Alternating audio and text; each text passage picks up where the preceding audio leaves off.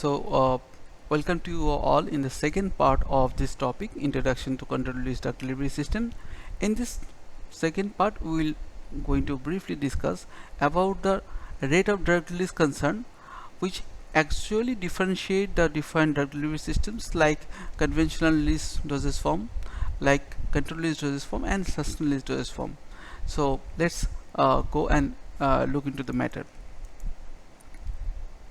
Now, the fundamental mechanism point of view, as you know from this particular graph or figure, I can give you an idea about the different short of release profile. First of all, you can see there is two bar, one is MEC, another is MSC. MEC means minimum effective concentration, this one, and MSC is maximum safe concentration. If at all the drug concentration ranges in this window, this is called therapeutic window, then obviously each and every drug showing proper therapeutic response. To provide a proper therapeutic response, the drug concentration should be ranged in between this window. If at all it comes below the window, it won't produce any sort of pharmacological response, or any pharmacological response that is given by that drug concentration will not be recorded.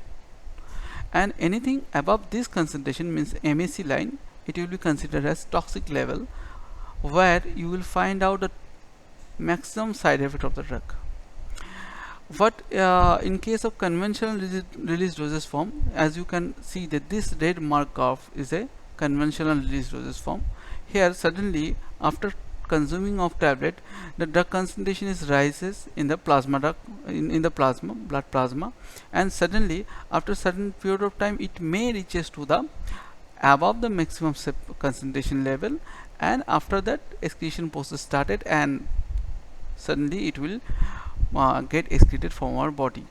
As a result, for conventional dosage form, one thing should be noticed. First one is the duration of actions, and that their probabilities of chances to reach to the side effect and toxic level.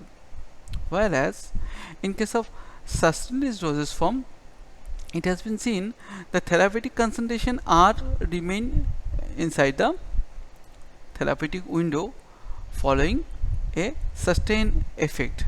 But in this black line showing the sustained release dosage form, here one thing is predicted, that the concentration range may going to fluctuate within this therapeutic window only. In case of repeated dosage form, once you are consuming repeated oral dosage form of conventional drug release system, it may happen the concentration will go to the peak as well as get slow down and reaches to the below the minimum therapeutic concentration level, which exactly result of distinct difference in the concentration of drug inside the therapeutic window. Whereas in case of this green line, it is showing that controlled release dosage form which follow zero order kinetic of release, and the main important point is it shows a steady state concentration level. It means within the therapeutic window it shows a particular range of concentration for a predetermined period of time. So this release profile itself make the differences between the several dosage form which engineering implemented for therapeutic actions. Now coming to the the basic differences between the controlled release and sustained release dosage form, majority of time it has been seen that there are some confusion arises in between sustained release and controlled release dosage form. So this particular slide I just try to focus on the differentiation parts that exactly differentiate controlled release dosage form and sustained release dosage form.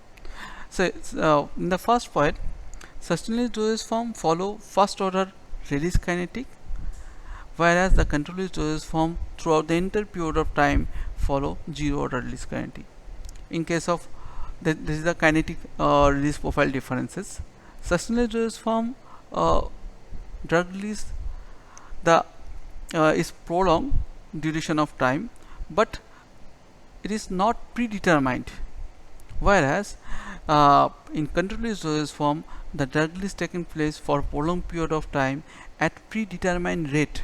So that is the most important point, at predetermined date that entire thing will carried out. Next, sustainable drug delivery system usually not having any definite mechanism for localizing the drug at active site, but in case of achieving those targeting or achieving those specific site, controlled release dosage form can do better than sustained release dosage form. So these are the basic primary differences which play a vital role at the time of therapeutic benefit is concerned. So up to this this particular session is concerned, we will just move forward for our next sessions.